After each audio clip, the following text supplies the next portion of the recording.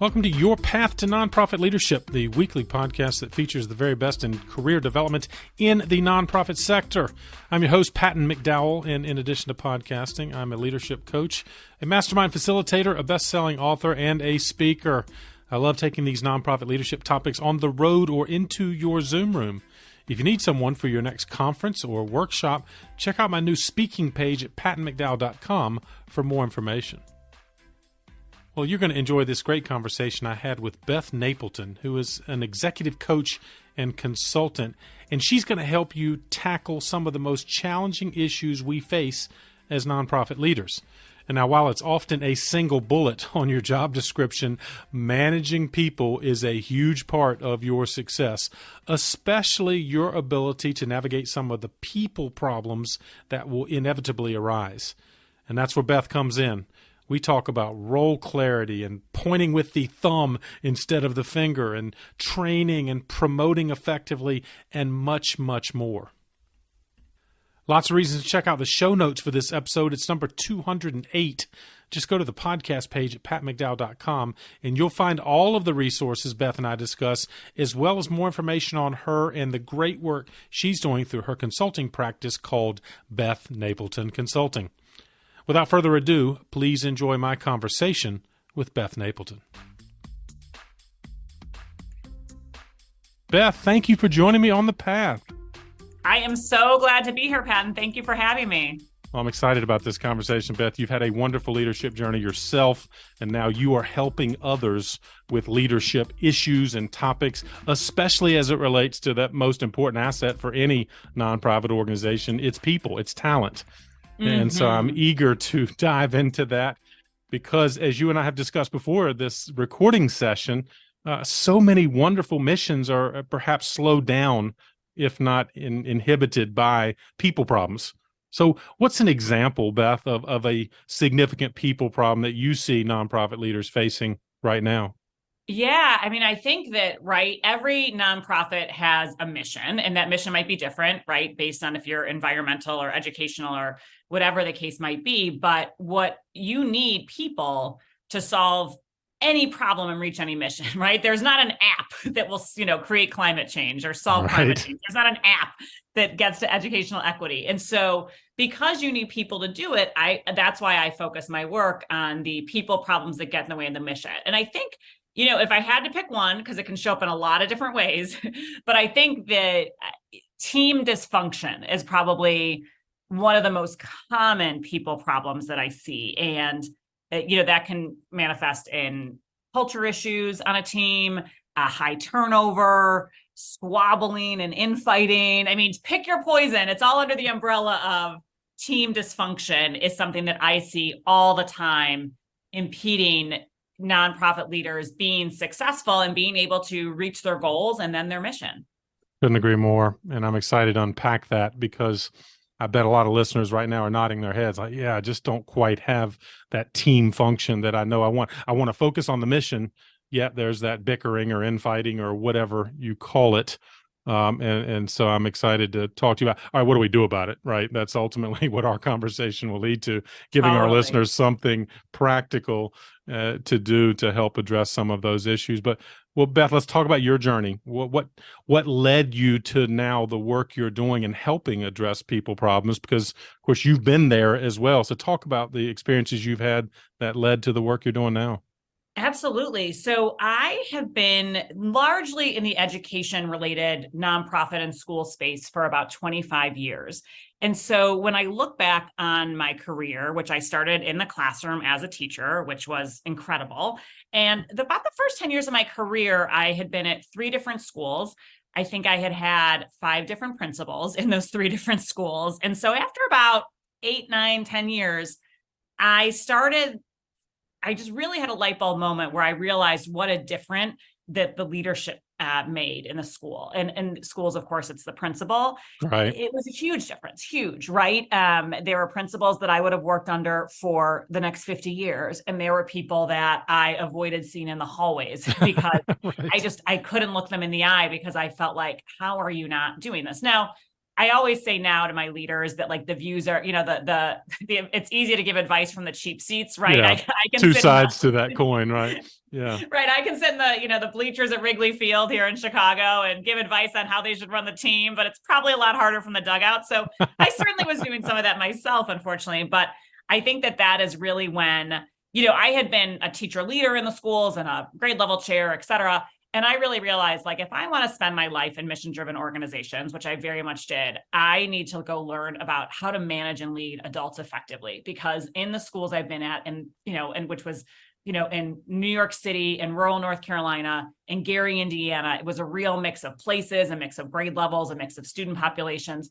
But the common thread was that adults often struggled and leaders often struggled to manage and lead adults. And if you could figure out how to do that successfully, all of a sudden you have everyone in a school rowing in the same direction, moving towards a mission, and the whole became greater than the sum of its parts. And so that's where I decided to go work for Teach for America. I ran their Los Angeles Training Institute for several years. So I had 5 full-time staff, about 120 summer staff. We trained about 600 teachers. And so it taught me a lot in that time about managing through layers, developing people, how to make a programmatic impact going through that. And so that really was those were such important experiences for me in both realizing how important some of the management skills of leadership were. Right. And then also that these are skills. Like, it's not something you're born with, you acquire them, just like you acquire every other skill in your life, from learning to walk to learning to read. And so realizing that I needed to be someplace where I could deliberately learn those skills, where I could be nurtured, and where I could emerge with a set of skills and talents that would allow me to, if I wanted to, one day lead an organization in a school, which I did. So I later started my own charter school network on the far south side of Chicago, putting some of those management skills into place. My toolbox expanded greatly during the 10 years that happened. Can imagine, yes. And, and it's been neat because I've been able to be a part of organizations from literally the ground up starting, right, with my school, to growing organizations, to working through organizations that maybe are having some growing pains because it's been 20, 30 years. And so what's been interesting to see is that there are certain markers of various stages of growth and development, but so many of these problems are universal, right? I mean, team culture issues plague folks at every level. And it might look a little different in startup than it does if you're 50 years in, but there are tools and solutions that you can use to help you improve it, right? No situation is beyond repair. Love that. And of course, I want to underline something you said, that there may be someone listening now that feels like they don't have the innate kind of leadership talent or whatever. And of course, you're reinforcing the point. This is a learnable skill, right? This is something you can indeed apply practices and get better. And so that to me is very encouraging. And Beth, at what point did you say, all right, I want to package all this together, your experience and your ideas into a consulting practice? That's a great question. So I think that the seeds were probably planted in 2018. So at that point, I had started my school, and it had been open for about 5 years. I had been working on it for about 7. So we were in the throes of growing. And, I realized that while I loved that job and loved being the chief executive officer of this small network, that I had some changes in my personal life that year. I got divorced. I then became a single parent to 3 very young children, that I realized this was not going to be forever, right? This is not my forever place I could be. So I started thinking, and the wheels started turning. And really over the next 2 years, as I consider, well, would I go work for another nonprofit? Do I want to go into corporate, blah, blah, blah.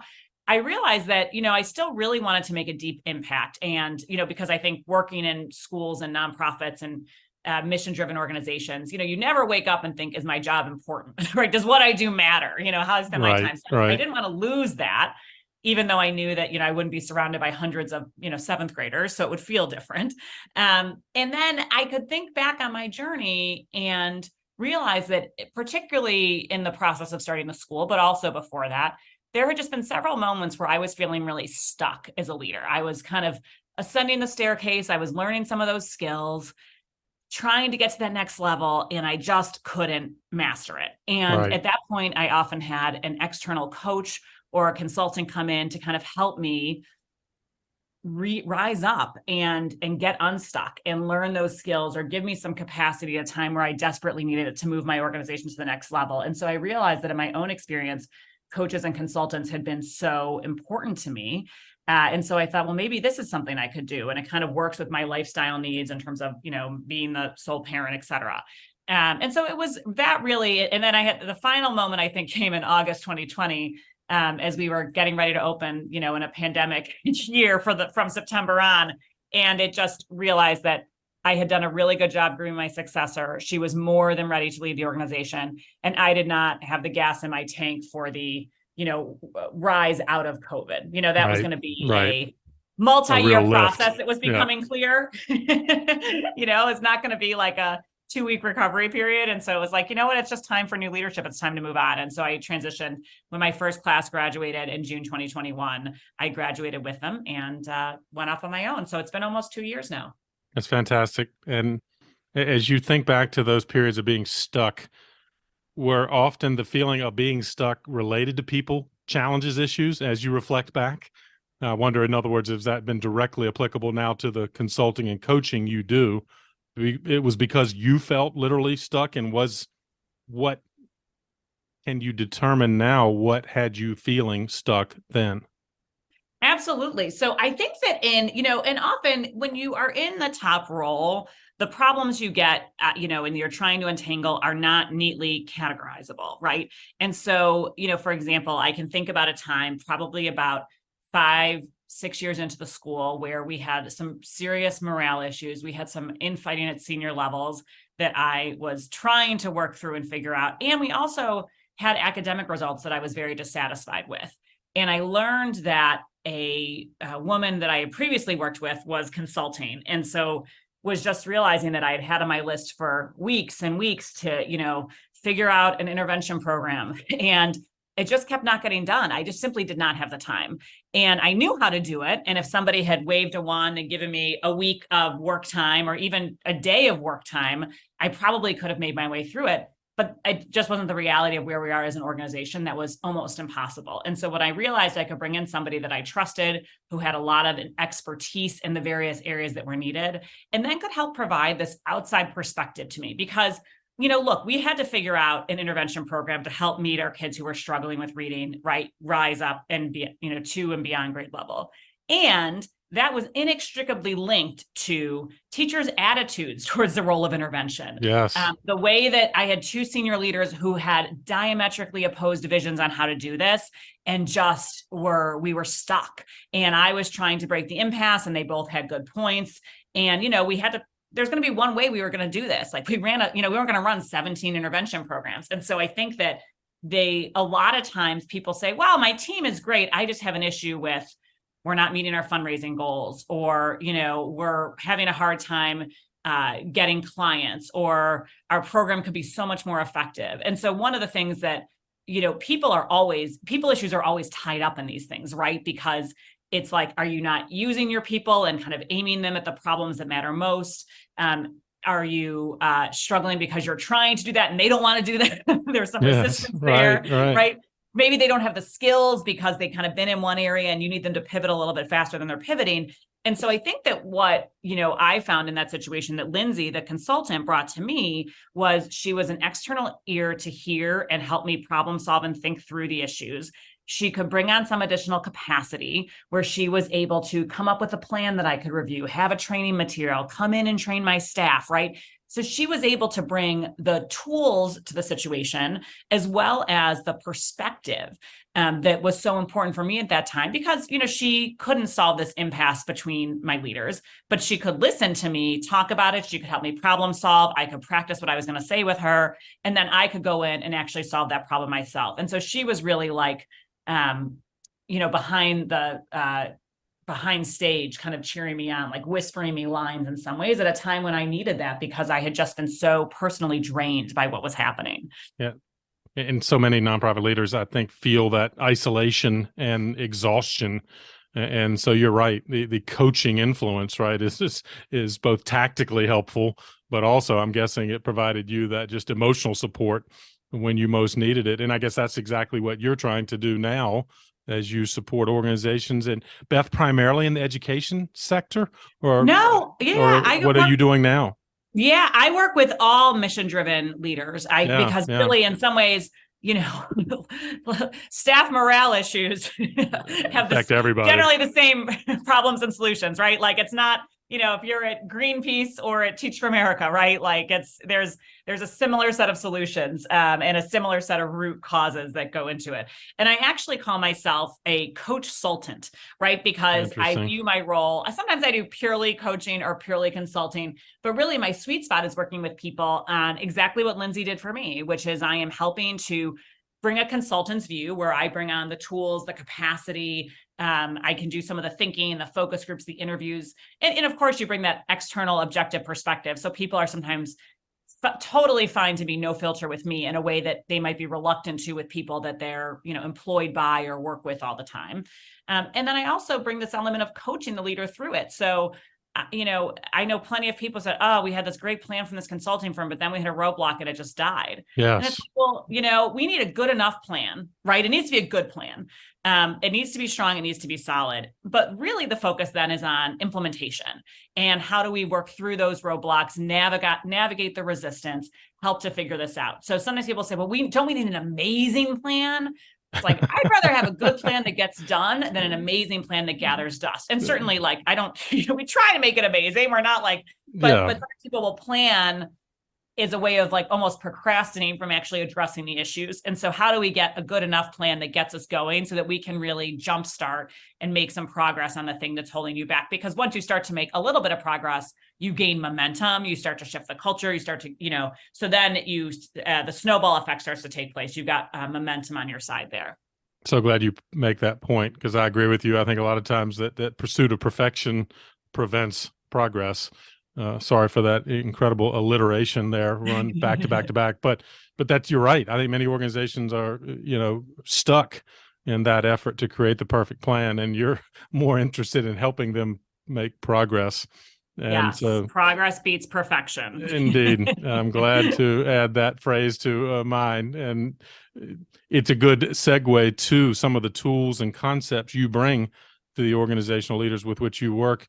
There are three concepts that I'm fascinated by and want to allow you to explain to our listeners. The first one is, you make an interesting point when you say you advise nonprofit leaders to point with the thumb and not with the finger. Talk about that. What does it mean? Absolutely. So if you can picture a thumbs up, right, giving somebody a thumbs up and then pointing to yourself, that's what I mean by pointing with a thumb, right? How are you taking responsibility? And I had a principal who was fantastic, one of the 5 principals who was very good at leading adults, who used to say this a lot early in my career. And she said, if you point with your finger, like your pointer finger, 3 fingers come back at you. And if you point with the thumb, right, you're really, no fingers come back with you. You're taking responsibility for your actions. And so I think this is a concept that has helped so many leaders that I work with, because we're programmed potentially as humans, right? Like, I'm not a cognitive scientist, but I think there's some element of humanity where you want to look around to blame others, right? And when we're leading nonprofits, there are such a complexity of factors that tie into it that others almost always have some kind of role, or the situation or the climate or the market is down. Like, there are a lot of factors that influence our work. It is the nature of the job. And that can be really disheartening, and it can make you frustrated and burn you out. So when you point with the thumb, you're really saying, well, what can I do in this situation? How can I help? What are the ways that I can influence this, that I can help change this? And the beauty of that is that it is a more helpful way when we reframe the problem like that.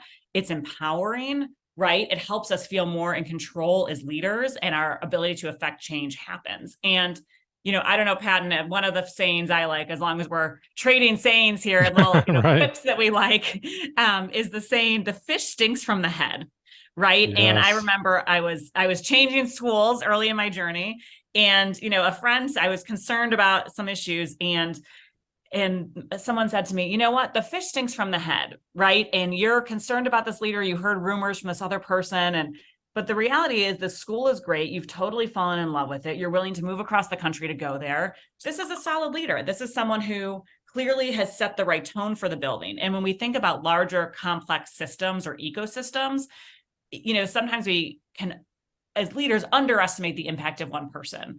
But the fish stinks from the head. And so the tone you set really permeates the organization. So I think that thinking about pointing with the thumb can really help people this type of perception change can change the way people take action.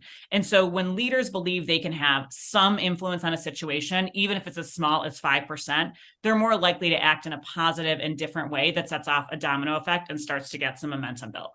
Yeah, I love that. But I guess it suggests we need to be confident enough and maybe vulnerable enough as a leader to kind of open up to how can I help? Does that suggest, or are you encouraging more kind of collaborative discussion about working through challenges, as opposed to, I think the insecure leader is like, well, I need to point out and delegate or push people because that's my role as a leader. But it sounds like you're suggesting, no, not necessarily. It might be to first look inward. Well, I think looking inward is always helpful. And I think it's very helpful. And what I think is often challenging for leaders is that, when you are the CEO or the executive director, you do not have a peer at the organization. And that can be a huge transition for so many leaders, is that, all of a sudden you used to have a team, there were a couple of vice presidents, a couple of senior managing directors, whatever it is. And all of a sudden it is me. And I think that sometimes, it's important for people to look inward, not just to think about what's my role in this and what do I want to happen, but also get clarity on this. I mean, honestly, one of the areas I just finished an engagement with a principal in Durham, actually, so kind of in your neck of the woods, broadly speaking. And really, we worked in this coach consulting world for 6 months to really get clear on what he thought and what his vision was for how his team could and should work and function, and his role in academics and what's his role in culture. And it was incredibly helpful to him because he didn't have anyone else he could talk to, right? And so I think that gave him that safe space to really get clear and float ideas and figure them out. And then now we're starting another engagement where we're working with his team to start to roll that out. Nice. Right. And so I think that is the beauty of it. And sometimes people want to go to the team, want to go to problem solving, and they maybe haven't done enough reflecting or thinking about, well, what do I think about this? And what do I think should happen? And sometimes you can talk to, networking groups or other EDs, or you have your phone a friend, right? There's lots of ways that you can start to use resources. It doesn't have to be a coach or a consultant to really get to what do I think. But then it absolutely, it just sets such a tone to your team. I mean, I can think here's a simple example, right? Team plans, a big community outreach fair, a big event. We're supposed to have 100 people show up, right? 20 people show up, right? Yeah. We've fallen well short of our goal. And when you walk into that debrief as a leader and you start by saying, look, I want to debrief what happened in this community event. And the first thing, here are my reflections. Here is what I think I could have done better. Here's what I wish I had done. We can't go back in time. So these are lessons we can apply moving forward.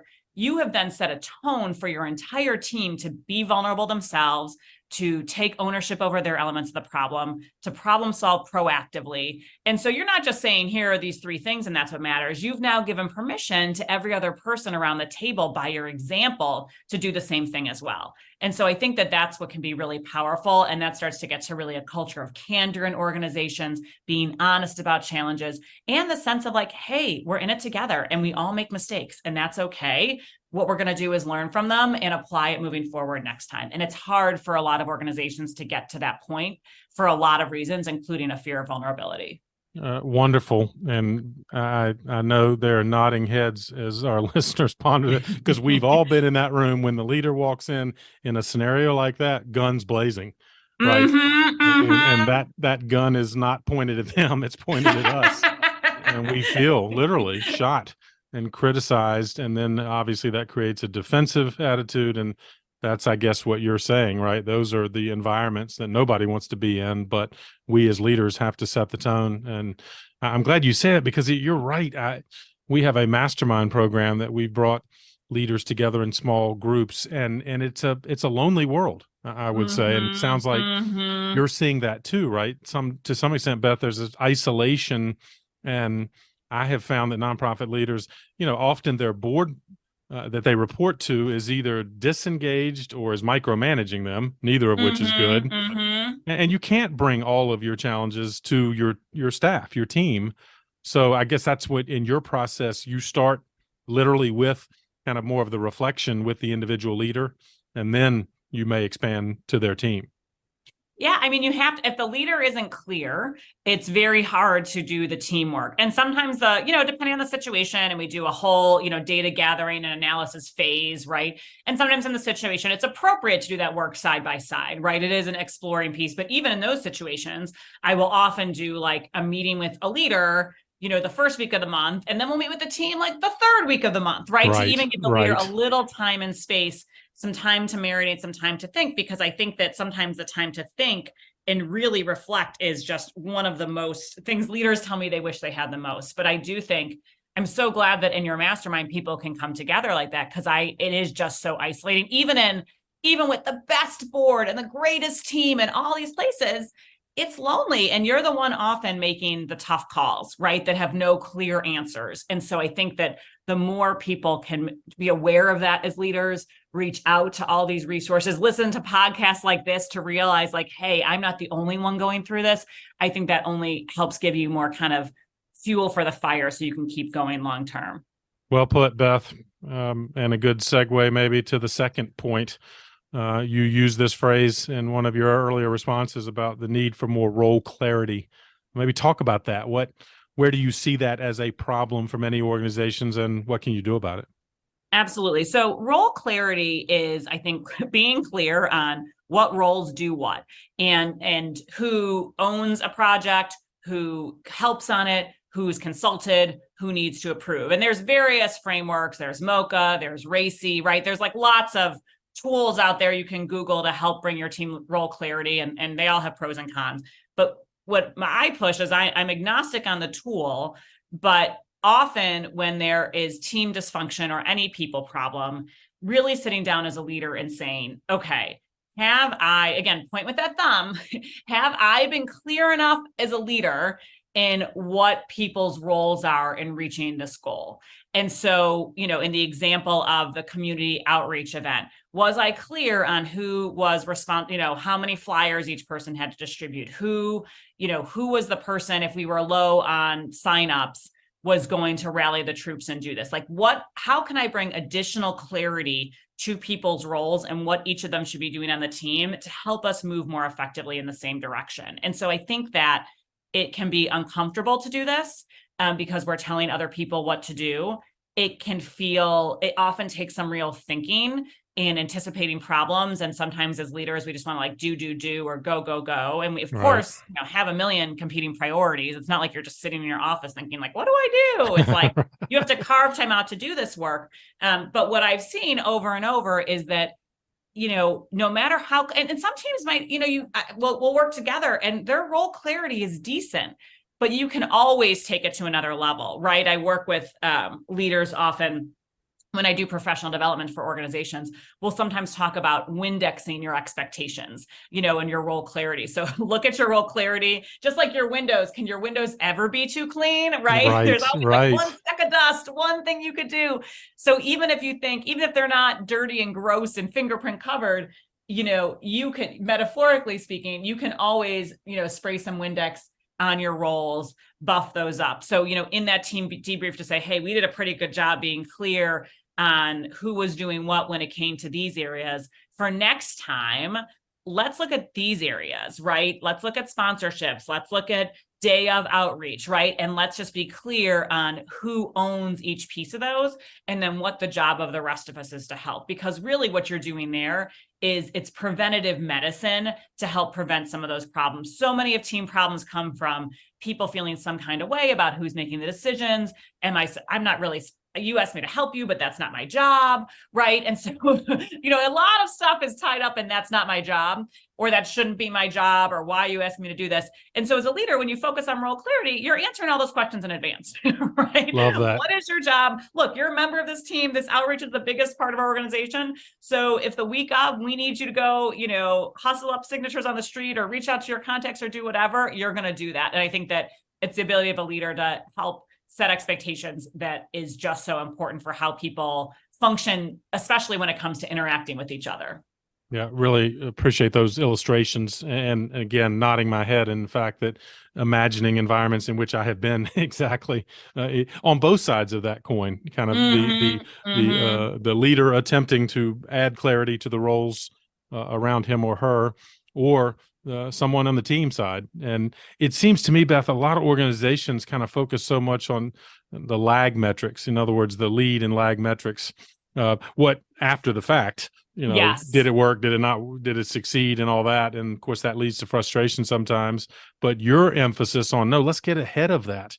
What are we supposed to do before the community event, right? And talk about that. And that doesn't mean it's going to be perfect. And we still have to be willing to evaluate and reflect. But is that fair to say that, Beth, you're kind of encouraging us to look ahead with clarity before these activities occur, as opposed to evaluating them after the fact? Yeah, I think it's an and, right? Because I think that often we're doing the same stuff in different forms, right? It's probably not the only community event you have ever, right? It's probably not the only time you're having a team meeting or a professional development. And so I think that the kind of North Star best example is when leaders do some thinking on the front end about role clarity, about what people are going to do, what our goals are, how to invest people in them. You lead people through this process, and then you do a debrief. I'm a huge fan of a debrief, right? And it's meant, I don't know if you've ever read Good to Great, Jim Collins' book. Oh, yeah. Yes, indeed. So I don't know if you remember the blameless autopsy concept. Does that ring a bell? It does, but no, remind me and our listeners of how that works. So he has this, and it's so interesting because I use this with so many leaders, and it's honestly only like 2 pages of this, 250-page book, but it's really useful, which is that he points out that when pathologists are doing an autopsy, right? And I've never seen an autopsy being done except for on SVU or something, right? And so but they stand around a body and they just make observations, right? This person was a smoker, right?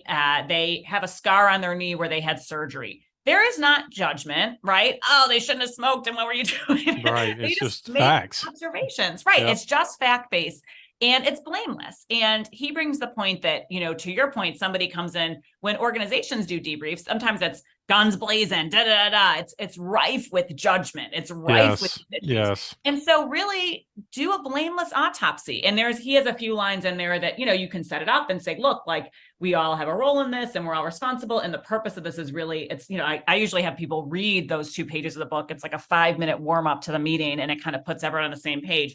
This is what we're trying to do today. Let's put some facts and observations on the table. Let's use this to learn from it, right? In an autopsy, they're trying to learn why someone died. We're trying to learn why this went down the way it went down. And we will take those lessons and apply them in the future because we're always learning. So I think it was, I might be misattributing this, but I actually think it was Nelson Mandela who said, I either win or I learn, right? And I think that kind of orientation, that kind of way of thinking about problems can be so helpful. So I do think there's a role for the debrief in a blameless autopsy style where you're learning, because you're always, even if you had a good event, maybe next time it could be great, right?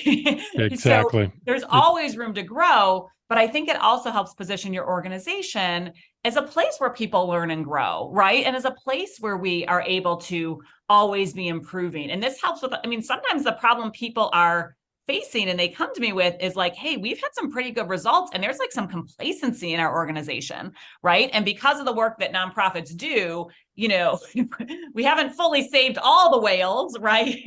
Yeah, there's still work to be done. Right. And so how do I rev my team up? How do I get them going? How do I, we were used to be a little scrappier, and now we've kind of rested our laurels. So we'll kind of work on infusing kind of a culture of growth and an orientation towards excellence in a way that kind of always means that we can grow and learn in that way. Great concepts, Beth, and great resources you're referring to. Speaking of our reading list, always good to have some Jim Collins on our list, right? Mm-hmm. In terms of reading. But again, setting that tone, again, my takeaway is that as a leader, we can set that positive tone that even if it was a wonderful event, there are always ways we can get better and expand it and build upon it and generate ideas, but we have to set that tone. And as you say, we point with the thumb that it symbolically sets that exact tone we're looking for. You've got another cool phrase I want to read to you and then let you help explain it. You talk about training on the springboard, but competing on the platform in terms of promoting people with sometimes without experience. But talk about that issue and what it is and how we might deal with it. Absolutely. So I think, the example I'll use here is schools, because people are all familiar with them because they all went to school. And often the way that it works in schools, and I would say this is true for every nonprofit I've ever worked at, which is, 10 plus in my career. So, teachers are taught to manage kids, right? And when you're a good teacher, you're managing kids, you're motivating them, and people become really good teachers. And then people say, oh, you're such a good teacher, you should be a principal. They get promoted to principal. They have been, as I say, training on the springboard, right? But then they get promoted to principal, and all of a sudden they've got a group of adults there, right? And they need to manage through multiple layers. They need to work with these adult people problems, and nothing in their classroom experience prepared them for that. And so, yes, they're still Olympic divers, but they mastered the springboard and now they're on the platform. And so Right. I think that, it's one of those things where people sometimes complain, I just might not be a good diver. It's me. I'm not good at this. And it's like, it's a different set of skills. They're learnable skills and they're doable skills. And to some extent, almost every job, there's some element in which you're unfamiliar with. And there should be. That makes it exciting. We can grow, right? But I think that it's really thinking a lot about, as nonprofits and as leaders, how are we really making sure that as we are developing people, as we're developing that springboard diver, we're giving them some opportunities to try out some scenarios that would be similar to the platform. So sometimes this involves, I do a lot of this coach-salting work, working with people on developing internal leadership pipelines.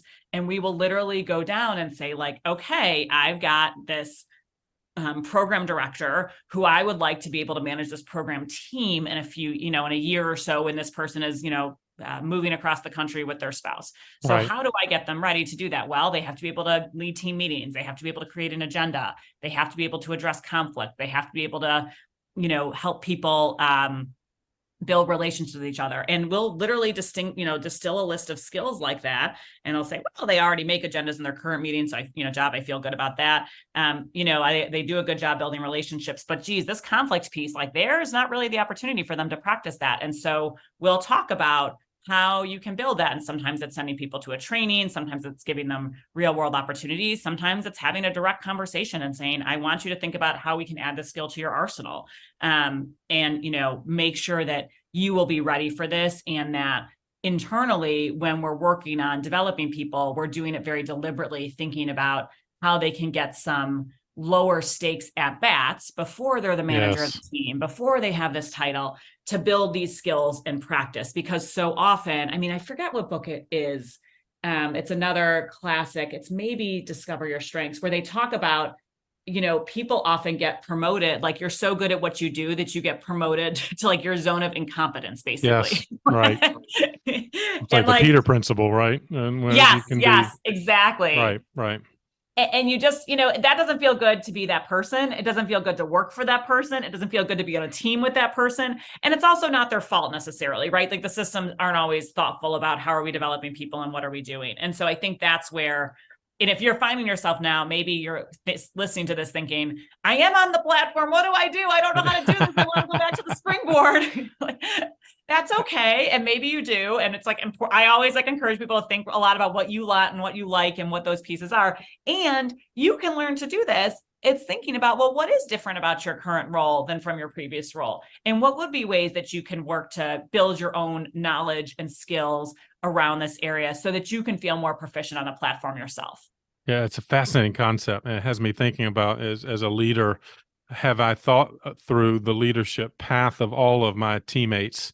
And it sounds like, Beth, you're creating literally an inventory of leadership capabilities and experiences they will need sooner or later. And then it becomes a plan they can work toward, right? They can just say, all right, well, I am getting experience here, or I need to create opportunities for this kind of experience. And everybody wins, it seems to me, when you create that kind of internal leadership development plan. Even if you lose people, and maybe I should put that in air quotes, because I guess maybe, Beth, some people could say, well, yeah, I'm helping them and they're going to move on and leave me. Yeah, but totally. But it seems, well, I'll ask you that question, but it seems to me if I'm creating that kind of environment, other people are going to want to come work with me, right? Even if I Exactly. lose some. But how do you respond to someone who says, well, Beth, you're helping them move out? Yeah, well, so I'd say two things. So one is I think sometimes people also think, oh gosh, like so I have 20 people and now I need 20 plans, right? No, I can't do Right, right, right. it's so look, first of all, like, when we make a plan, often what we discover is there are common themes that groups of people need to be developed in. And so a lot of times we'll either schedule like one-off workshops, we'll do a reading club, we'll do a deliberate kind of organizational initiative, or I have people who very successfully launched kind of like internal leadership development programs that people can kind of opt into or are required to be in depending on their role that meet, once a month, maybe twice a month in some places, but it really all of a sudden the leader's preparing for 1 2-hour meeting a month. And I have now taught 15 people how to address conflict in a real situation. They see them invest in their development. And so when you hear plan, there are ways to think about a plan that develops people that are not involving you, like creating these individual paths for everyone in your organization in a way that might be overwhelming. And I think that when you do this, to your point, and so first of all, what I always say to leaders is like, look, there's going to be turnover in your organization. You Yep. work with people have lives, they get married, they have to go take care of an ailing parent, they have a Right. child with severe medical needs. And so the goal is not zero turnover. I actually am concerned when I see an organization with really low turnover sometimes because, it's always good to have a few years of that and in runs, but like, over the long haul, you're like, is this becoming like this calcified environment and Yeah, maybe people stagnant, aren't having right? hard Yeah. conversations? Like there are problems there. I mean, there are also problems when it's 100% turnover, but usually people know when it's really high turnover that's a problem. So That's you're true. really shooting for this sweet spot, right? Of, I don't know, maybe 80% retaining your staff, right? 90%, or certain players or positions have a certain tenure. And so I think that I also encourage people to think about this because the reality is you are going to have some turnover. And so the question is, what kind of a workplace do you want to create? Do you want a place where people feel like their leader values their development? Do you want a place where people feel like it's a safe place to grow? Do you want to be able to tell people, hey, this is something that we do here for our people. You can opt into this program and we think about your development. Do you want that as part of your value proposition that you're working with prospective employees on? And so I think that overwhelmingly, when you have programs and a culture of growth and development in place, it's very attractive to people who are in the marketplace looking for a new place to work. And so I think that you not only are helping your current team acquire necessary mindset and skills, you are also sending a message to prospective people who you definitely will need at some point, and also through growth, by the way, right? And scaling. Yes. And Yes. so, I think that it is a win-win-win in that sense. So well But put. yes, So yeah. well put. And yes, we all have to be constantly in the talent development business, both with our current team and our future team, right? And so, by creating that environment, creating those systems, creating that culture, you are indeed helping someone accomplish just that. Well, Uh, and I will say, I have been salty, plenty salty before about, I did all this work to grow you up and then you then got, I you mean, left me. I used to, there was a principal who used to literally be like, oh, this is great, they do so much work, and then I call them and blah blah blah, and they can, oh my gosh, I'm just apoplectic. I still, if I see this guy in professional circles, give him the stink eye. So you're allowed to have your feelings about it, you're allowed to be upset, and I think that is one of the places where I can see this with the distance of a coach sultant, right? It's like, Right, I'm not in right. the, I don't have to look at this person, I have to see them. And I am really here to tell you that it truly is in your best interest, regardless. But you're also allowed to feel some kind of way when that happens. We get it. We are still human, right? And the realities Exactly, of turnover. exactly. But Beth, this is fantastic. I have a list of takeaways and notes from this, as I know our listeners do, as they ponder these issues of leadership and people challenges that organizations face. I wonder if you have any final advice for someone who is a current leader, or maybe an aspiring leader that wants to move into different setting in their journey. Any other advice you'd offer them? Yeah. So I think three things I think about for leaders. One is I always say you need to focus on your strengths and know yourself, know your strengths, and really ride those. So I'm also a certified Gallup strengths coach. And so it's something I kind of was super interested in. I don't know if you've done any work with Gallup or, the strengths-based Clifton Strengths Assessment. But it is it's an easy tool that's like a maybe 30 minutes, and you kind of come out with this list of top 5 strengths. It's like $20, or you can get the full set for like $50 of, your 30 strengths. But what I do a lot of work with that with leaders if we're working on a coach consulting engagement, sometimes one-off or in PD, but largely, it's like, let's really look at this, because if you are a person who has a lot of strengths and strategics, the kind of actions that you take to reach your goal are going to be different than someone trying to reach the same goal with a lot of strengths in influencing or in relationship building or in executing. And if you try to be someone you're not, you're just going to burn a lot of your energy and kind of like mental reserve, right? Like really trying to be someone and fit yourself into this. And if you actually just say, like, this is who I am and these are my strengths, you will just be able to operate in a place of ease, excellence, and enjoyment. And so I think that focusing on your strengths as a leader is incredibly important. And those of your teammates too. Like, I'll work with people, bring me in to do like a team session, and we do a grid, and you can say, oh yeah, this is why so-and-so has this. And it gives everyone this common language that is asset-based. And so often people are so quick to see the shadow sides of their strengths, because every strength has a light and shadow. Yeah, And exactly. it's like, let's put some attention on the light here. This is actually really great, and it comes to you super easily. And so why don't we actually use this to attack your problems? Well put. I think on this lens, the second tip is, on this piece of internal clarity, and you're as a leader, is that often where we'll start is like, let's actually get really clear on your roles and goals as a leader. What are the goals that you own? And often there's a subcategory. What are the goals that you lead your team towards, right? And what is your specific role? And this is where that time to think, that time to be clear on, here's where I want my involvement to be in various departments and various areas, can be really helpful. And I find there's a book, Managing to Change the World, which is fantastic. And they have a section in there, and the Management Center has a ton of great resources. They have a great website online with roles and goals. It's a very simple 1-page document, but I find that when people work through that, they're really often just in a markedly different place in terms of their ability to then go to my third tip, which is then doing some sort of team role clarity spreadsheet, tool, system, like a Mocha or a Racy or something, where you're able to say, hey, here's what we do, here's who owns it, here's who approves it, here's who helps, here's who's informed. And so I think that, leaders will sometimes try and go into that, and that can be messy and complex work, even in small organizations. But if you don't go into that with your own sense of tip number 2, the roles and goals, it is a lot harder to do that more clearly. So I think those things can get you a long way. And those are things that people could do, on their own, right? And Google and work time set aside and all of that. Often the reason people bring others in is because it's hard to, it's always going to get pushed to next week.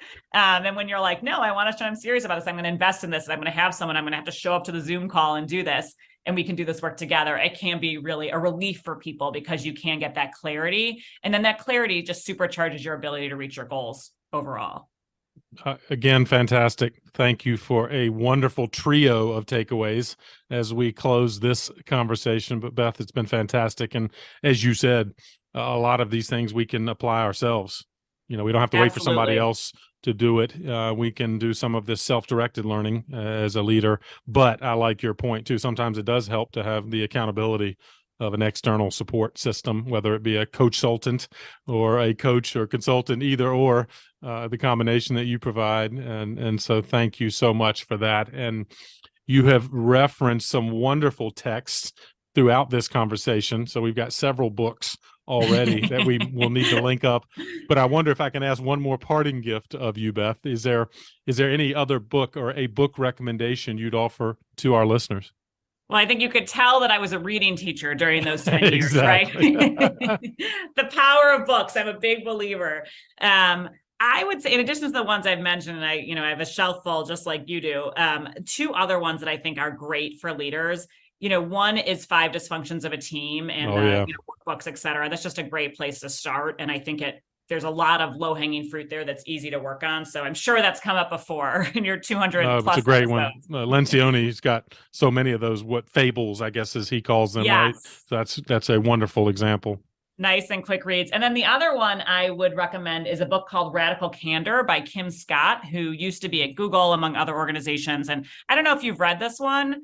I've heard of that. Tell me about it. Yeah. It's fantastic. It really talks about the inner, if you can picture like a T, like a graph, like, old school ninth grade algebra graph. And on one axis, you have caring personally. On the other, you have challenging directly. And she really breaks down how, as a leader, you can do both care personally and challenge directly, which is radical candor. And then the flip side, what happens if you challenge directly but don't care personally? That's obnoxious aggression. What happens if you care personally but don't challenge directly? That's ruinous empathy. And so at a time in our organization where we were feeling like at that time I mentioned earlier, I ended up bringing in Lindsay and the consultant and people were at loggerheads. I read this book and it was just so useful to me as a tool to be able to help understand what was happening in my organization, and then also have my leadership team read it and then talk about how we could become a more radically candid organization. It's got some really practical tips you can start right away. And often leaders will say to me, hey, this is what I want Coach Salting on is I want us to work together in these, high touch one-on-one 12 meetings. And at the end of those meetings, whether it's 3 months or 6 months or whatever, I want my organization to be more radically candid. I need people to start challenging others directly, because often in nonprofits, the issue is not the caring, right? People generally are like very caring, warm, fuzzy people. It is the challenging directly that can make people run for the hills. And I think she really breaks down that it's actually like feedback is a gift. It's kind to tell people what they need to improve on, right? As opposed to keeping it for yourself. And there are ways you can do it where people feel like it is amazing, as opposed to, oh, this person is out to get me or they just don't like me. And so I love Radical Candor. I can't recommend that enough. That's fantastic. And you're so right. And so many organizations, we present the pleasant side, the positive side, because our missions are indeed special and worthy. But often, if we don't address that with the radical candor, it's going to become toxic, gossip or side channel communications, right? That brings so many cultures down. And it sounds like that's a wonderful way to put it front and center. And so it can be at least as comfortable as possible. Absolutely. Absolutely. Beth, fantastic. Once again, lots to download literally as we ponder this conversation. The show notes are going to have all of these resources. In fact, let's make sure, finally, where can people find out more about you and the great work you're doing? Sure, absolutely. So I've got one resource that I should have mentioned, which is that I have a quiz for leaders. It's leadership-quiz.com. And this is a short quiz that tells you what you need most as a leader right now. And so I feel like people, it's about to go live. It should be hitting just as this episode drops. But people have kind of been asking, like, how do I even know what I need? It's like, well, right. Now you can take this like 7-question quiz and, it'll point you in some directions. And I also am on LinkedIn at Beth Napleton. You can follow me there. I'm at Facebook at Beth Napleton Consulting and Instagram at beth.napleton. And I have a website, which I'm sure will be in the show notes, which is bethnapleton.com, that has podcast appearance, blogs, resources, and some more about my services. So I, would encourage your listeners. I have lots of try and do very practical, actionable advice for those leaders. So hopefully they'll check it out. Absolutely. We will for sure link up all of these resources and the different ways folks can connect with you, and for all of your advice and wisdom for our listeners. Thank you, Beth. And thanks again for joining me on The Path. Thank you so much for having me, Patton. Well, I hope you enjoyed this conversation with Beth as much as I did and came away with some practical ideas that can guide your professional journey and help you handle some of those difficult people problems you are sure to encounter. Once again, don't forget about the show notes. They are available on our website, pattonmcdowell.com. You can find out more about Beth, her consulting practice, and how to connect with her so you can take advantage of a variety of resources she offers. As always, please share this episode with someone else on the path. And if you haven't already, you can subscribe. Just go to the podcast page at pattonmcdowell.com and you will see the follow button. And by clicking on that, you will not miss out on any of our weekly episodes. They come out every Thursday. And of course, if you like this episode, click on the episodes button at the top of that same page and you can scroll through thumbnails of some of our most popular episodes or search by topic or guest name. Thanks again for all that you're doing in the nonprofit sector, especially right now. And keep up the good work for causes that are most meaningful to you. I'll keep bringing you content that can help you do it even better. Have a great week. I'll see you next time on The Path.